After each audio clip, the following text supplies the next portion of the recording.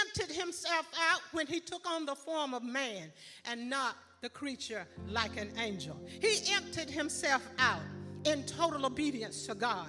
He emptied himself out in that he was born in obscurity in an oppressing place. He emptied himself out when he was born as a child instead of appearing as a man. He emptied himself out when he learned the trade as a carpenter. He emptied himself out by choosing disciples, ordinary men, changing them into extraordinary men. He emptied himself out when he took on the sins of mankind.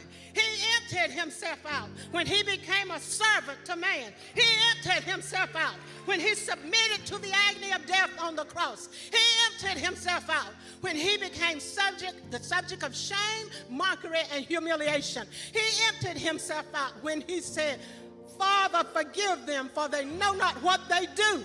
He emptied himself out when he said, woman, behold your son. And then the disciple John, behold your mother. He emptied himself out when he said, my God, why hast thou forsaken me? He emptied himself out when he said, I thirst. He emptied himself out when he said, it is finished. He emptied himself out when he said, Father, into your hands I commit my spirit.